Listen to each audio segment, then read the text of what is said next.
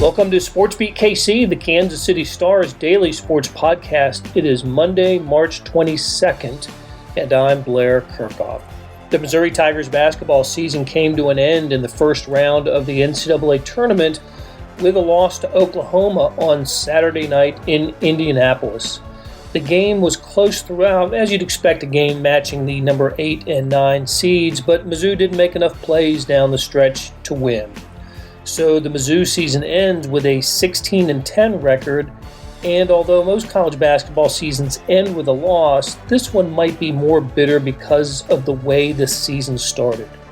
Missouri jumped off to a terrific start back in November and December. It won its first 6 games, 5 against teams that would make the NCAA Tournament. And after beating Alabama on February 6th, Missouri was 13-3 and would be ranked in the top 10 of the AP poll that week. So let's do the math. That means Missouri finished the season with a 3-7 record. On today's show, star columnist Vahe Gregorian and I discuss Missouri basketball, what went right and wrong for the team, and we talk about Coach Cuonzo Martin. Vahe and I also discuss our experiences in Indianapolis at the NCAA Tournament. You know, it was an unusual weekend to say the least, with all 68 teams housed in one area. And the tournament isn't leaving Indy. The regional rounds and the Final Four will be played there as well. So let's get started talking about Missouri hoops with Vahe Gregorian.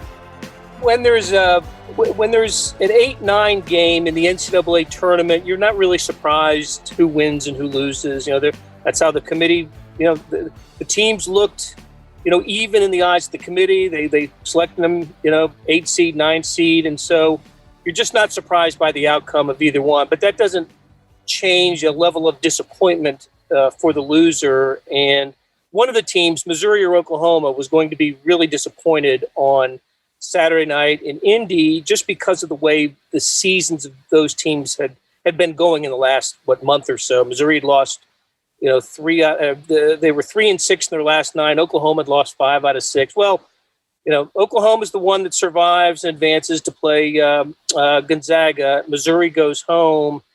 And I don't know if Missouri played its best game, but Vahe, I don't know if we've seen Missouri play a good game out of the last 3 weeks to a month. No, I think that's right, Blair. I mean, the only moment that stands out to me in the last month in a positive way for Missouri was that pretty nifty win at Florida. The last second win there, and you sort of thought that might be a reset, and then it wasn't. So really, they kind of sagged for most of the last month of the season. It is interesting thinking about the seeding. If I recall correctly, on the so-called S-curve or the seeding line, they were exactly the next seed after Oklahoma. I think Oklahoma was the last 8 seed. Missouri was the first 9 seed. So they were, almost interchangeable. And I don't know if this bears out in the scores of those 8-9 games all the time. So we do know the results are often, the 9 wins and a coin toss. But this, you kind of felt like it slipped away from Missouri in the last 8 or 10 minutes.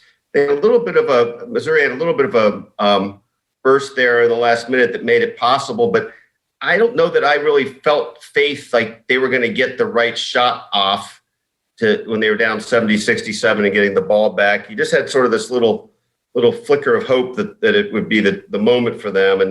And in a way that last sequence kind of embodied their season, right? They had a chance and just couldn't even muster a real attempt. Right. I mean, they got the opportunity because Drew Smith made a good defensive play to blocking a shot of Austin Reeves. So Missouri takes over with 17 seconds to go.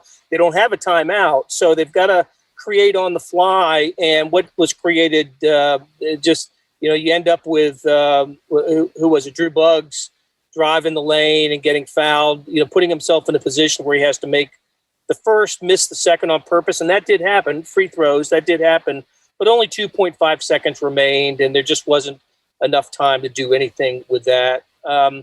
So a really disappointing loss for Mizzou. Let me just say this: we'll look at those last. Drew Smith, a couple of 3-pointers to get Missouri from 8 to 3 in that last minute. That was terrific. But I thought Missouri lost the game with about 6 minutes to go. Drew Smith hit a three-pointer to give Missouri a 55-54 lead. Oklahoma comes down and gets 2 free throws to go back up by 1. And then on the next 3 possessions, with it being a 1-point game, Missouri misses 3 3-pointers. 2 of them were air balls. All of them were ill-advised. I think Drew Smith missed 1, Mark Smith another, and Kobe Brown maybe the third.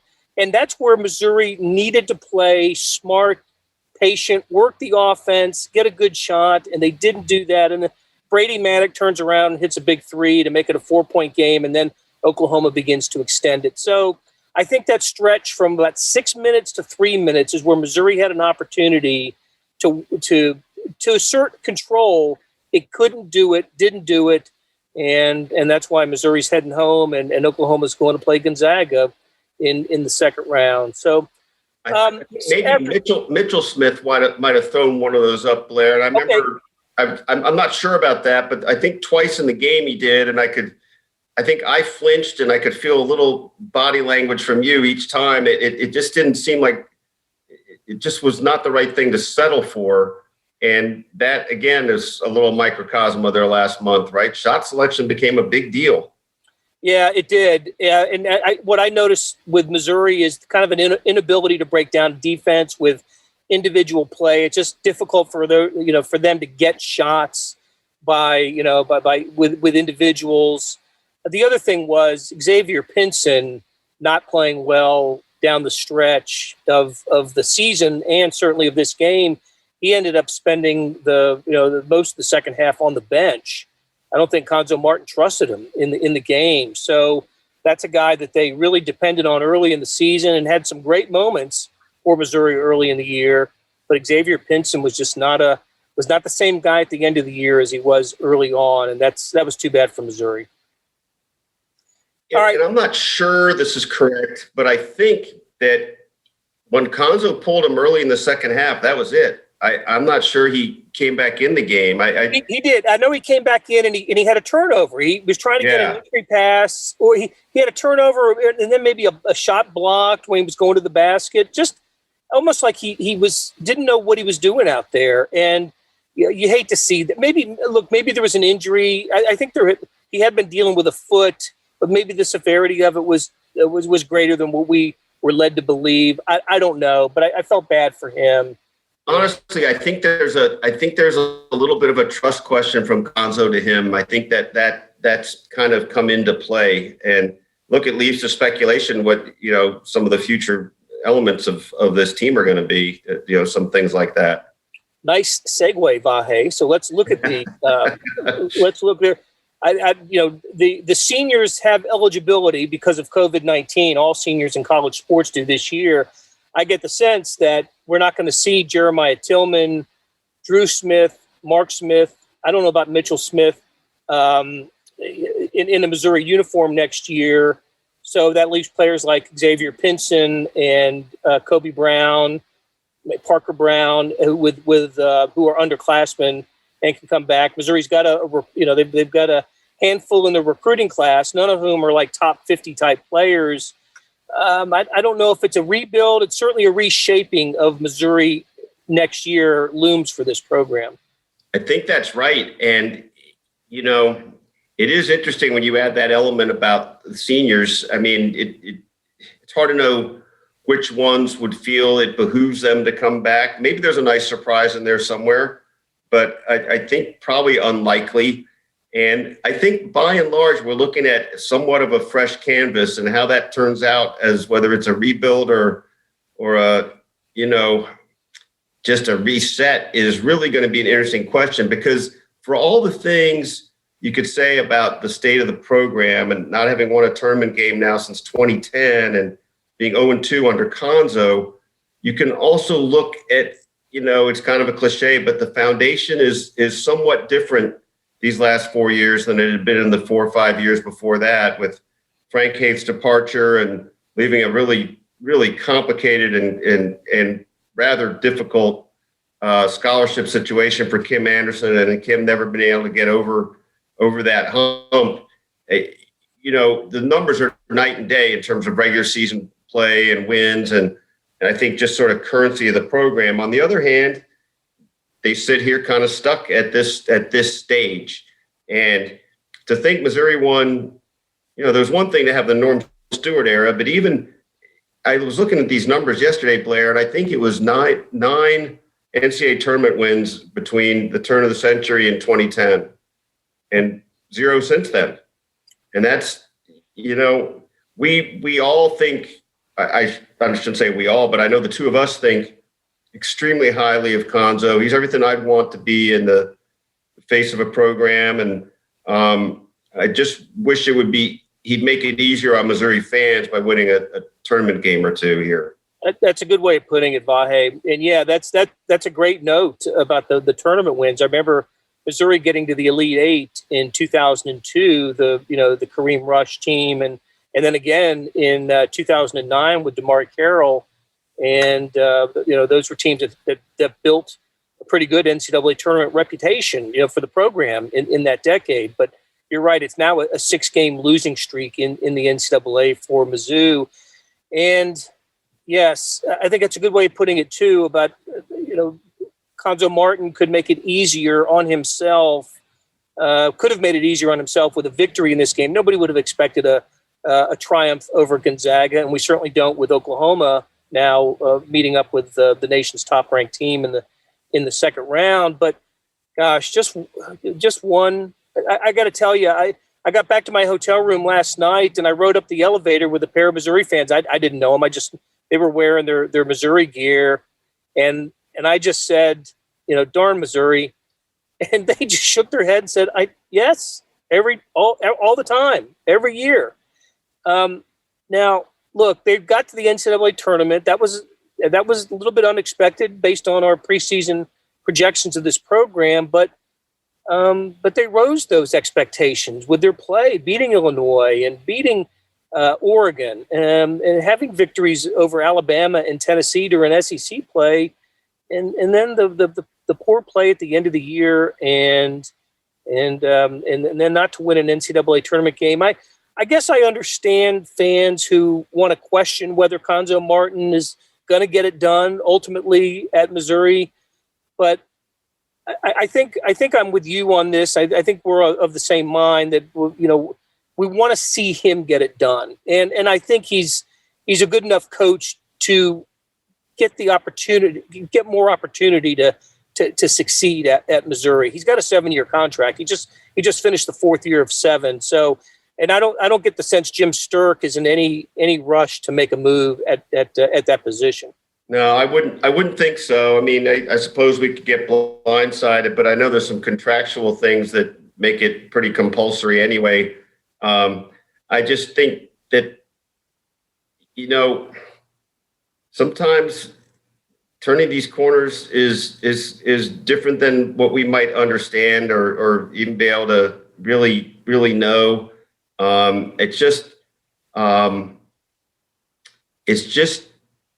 I don't know what to say, but it's just too bad because I like what you just stressed. It is that we want to see him get it done because I think we understand that he's such a kind of a face of integrity and conscience at a time where that's a big part of the job too. Yep. What you stand for and who you are and what the program what people that follow the program can buy into. And I don't know, Blair, I think the last year has shaped me a little more toward thinking that way than I think about the cold results. And look, he was one of 68 teams standing at the end of the season. I'll also add that the development of Jeremiah Tillman was impressive. Made his way to all conference level by the time he was a senior. Drew Smith, who started his career in the Missouri Valley at Evansville, ends up a first-team all-conference player by the end of his career. Player development's part of the deal too, and I think this coaching staff deserves credit for that as well. So I think the final underscoring of the disappointment, though, is I hearken back to something. I think we were both watching either a game at the same time together or just talking about Missouri early in the season. And I think, again, I hate to put words in your mouth. My feeling was okay, we're seeing this is a Konzo team. This is what his team should be and will be. And, there's a postscript to that now, which is that this is how it played out. And I don't know, maybe that's not a great assessment, but it's part of what the disappointment is, that you sort of have the sense that they're finally realizing what the potential will be with him. And then, no. Let's take a break, and we'll be back in just a moment. Hey, it's Blair. We have a special subscription offer for SportsBeat KC listeners, unlimited digital access to the Kansas City Star's award-winning sports coverage. Sign up now for 1 year of Sports Pass for access to all the sports news, features, and columns presented on the kansascity.com site, and it's only $30. That's a 40% savings off our regular rate. Your subscription will automatically renew after the initial term at $50 unless you tell us to cancel. Your subscription helps support the sports coverage of kansascity.com and the Kansas City Star, and that support has never been more important. Please visit kansascity.com/SportsBeatKC offer to get this special offer. And as always, thanks for listening. Okay, back with Vahe Gregorian. And Vahe, I wanted to ask you about the experience in Indianapolis that, I was there over the weekend, you were there over the weekend, and it was the most unusual NCAA basketball tournament in history. There are 68 teams, all came to Indiana. Some games are played at Purdue and some at IU in Bloomington. But for the most part, everybody was in Indianapolis, and limited seating in the arenas. I think none of the arenas could have more than 25% capacity. So downtown Indianapolis was able to handle 68 teams. They put them all in the downtown high-rise luxury hotels like the JW Marriott and the Westin. I walked around a lot in downtown Indy over the weekend, and the bars and the restaurants weren't full. But anyway, I commend Indianapolis for pulling it off. They did have the embarrassing moment with the weight room issue with the men's tournament versus the women's tournament, and that's absolutely worth exploring at some point. It's certainly at a deeper level. But I want to keep this just on your experiences in Indianapolis, and you went and saw KU play on Saturday in the afternoon, and then in one venue, and then came over and saw Missouri at night. Joined me with Missouri. What struck you about Indianapolis and holding an entire tournament inside its city limits? Well, it's funny, a lot of things, but we've been here for so many events over the years, right? And Final Fours in particular, where it's overrun and gridlocked, and you can't get in any place because it's too full. It's like, and this is like the flip side of the Yogi Berra line about nobody goes there anymore. It's too crowded, because you don't quite want to go in some of these places, and not many are open. Yesterday morning and this morning, I went out on walkabout a little bit, and if you wanted to sit down, if you wanted to get just hot food, it turned out I needed to wait in line at a Starbucks. There were a couple other options, but some restaurants that are open are not practicing the distancing with tables, so I didn't really want to go in there, and there were very few of those. All the times we've been here, Blair, this is sort of a side point, but this morning I went over by the War Memorial right in the middle of that circle, and I realized I'd never just sat there and looked at it as many times as I've been here, and it was just a nice, calm setting. And that's what's kind of funny. There's some nice, calm settings here in Indianapolis during this with dozens of teams here. The loudest noise I remember hearing, there was some nightlife, but it was the sort of repeated rhythm of police escorts taking teams to venues. So, the venue itself, it was interesting for me to have the contrast with KU playing at the Indiana Farmers Coliseum, built in 1939, versus Lucas Oil with you last night. I really appreciated seeing the game in kind of one of the old barn type settings. It did get a a makeover in 2012, but it was a building made the year the NCAA tournament started. And that gave me a little sense of that spirit. It was interesting, though, also that the attendance, I think they were allowed to have up to 1,200, but it was like 961.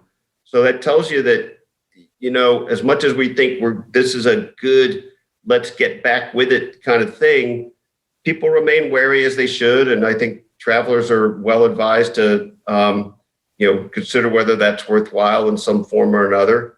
I do feel like, though, having the tournament again has been a real boost. We've just been here in the cocoon. It's a little hard to know what it means to people in, all over the country in some ways. I don't know what the ratings are yet, but it just seems like, okay, sort of warped as it is from usual circumstances, has it not been a pretty captivating thing? It sure seems like it.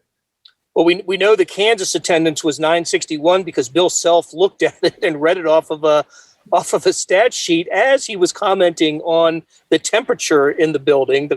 I think he said he thought it was 58 degrees at the beginning of of his game. I thought that's pretty funny. Usually, a lot of bodies in a building will take care of that, but that's not exactly. He said it's the coldest he'd ever been at the start of a game, and it's kind of funny. That was actually to my question, which normally, asking the atmosphere question doesn't get you far, or you get something pretty perfunctory. But I felt like I had to lob it out there, and Bill, as he often does, went with the pitch. Yeah. It's funny. Especially handy on deadline. Yes. Well, a couple things that I noticed. First of all, when I was there on Friday morning, so the morning that the tournament started, I couldn't believe the number of, and I guess it's for obvious reasons, the number of different sweatshirts and jackets of different teams that I was seeing. It was amazing. There was Colgate walking with Texas, Hartford and Rutgers walking with Oral Roberts and UCLA. It was just, it was like there had been a sale at the Rally House or something, and everybody got the sweatshirts. But then those are the parents and the high donors, right? Those are the only people that were able to get into the building. And you mentioned the buses and the sirens. That's the other thing. It's if you heard a siren in downtown Indianapolis, which you likely did almost every hour. Those are 3 buses pulling out of the Marriott, the JW, the Westin, the Sheraton, because that was a team leaving to go to one of its games. It wasn't like crime. It was a big crime in Indianapolis this weekend. It was police escorting all these teams to the different venues. So no, quite something. Something I don't imagine we'll ever see again. And but it was interesting to experience it this weekend, and I suspect it'll change next weekend when we're down to just 16 teams, and certainly for the Final Four. I don't think you're going to get many more fans there. In fact, you have fewer fans because the reduction of the number of teams, and they're not going to allow more fans into the building. So that'll also be interesting for Indianapolis as the month unfolds. Well, it is interesting, right? It naturally does make you think about, okay, would this ever be a desirable thing to do when you can have full capacity? And it seems to me maybe it might be desirable, but it's not at all doable if you have capacity, because few cities anywhere could accommodate that amount of people in the hotels. I mean, I just don't see how it could be done. It'd be fun to sort of overlay the thinking into whether it could ever play out in Kansas City, but you'd have to have Lawrence and Columbia involved, and I just don't think it could hold up in an ordinary year with full attendance anyway. I agree.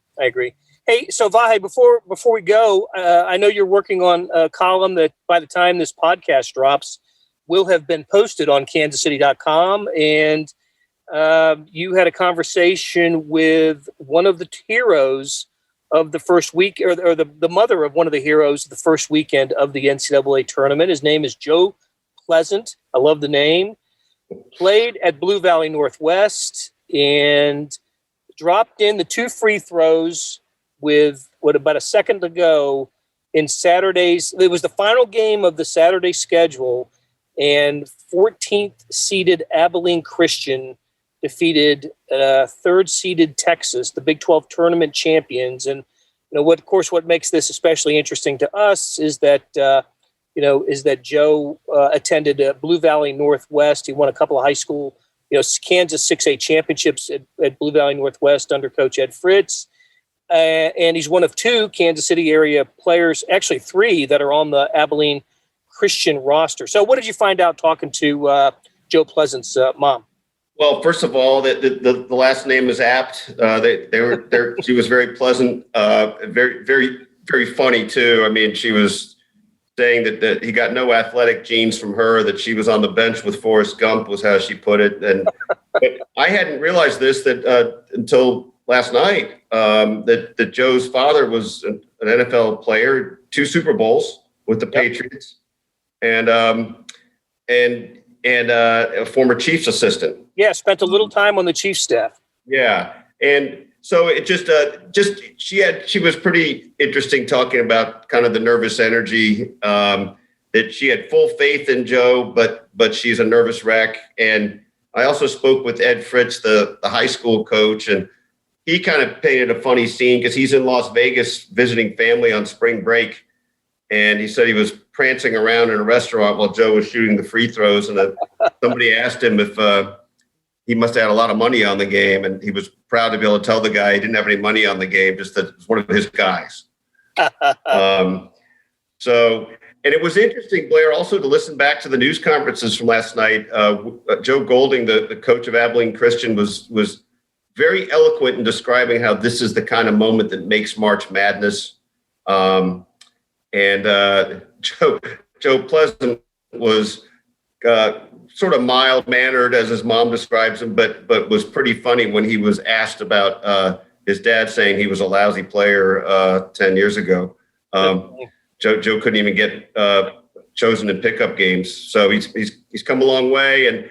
And look, I don't know if this is possible. You do wonder if Abilene Christian is able to, put that behind them in a healthy way. If UCLA is a beatable team for them as an 11 seed, and I don't know. Maybe the Cinderella time has come, but wouldn't it be something to see them beat the Big 12 champ and then one of the most storied programs in the game? Yeah, look, that was an amazing victory for Abilene Christian. Well, first of all, they would have any victory in the NCAA tournament would have been glorious for that program, but to beat Texas, right, the flagship school of the state, and that was amazing. And many at Abilene Christian just took great satisfaction with that. Hey, listen, it wasn't even the first game-winning free throws by a Kansas City area high school player over the weekend. Player Christian Bishop, who plays for Creighton, dropped in a couple of free throws at the end as Creighton avoided the upset against the University of California, Santa Barbara.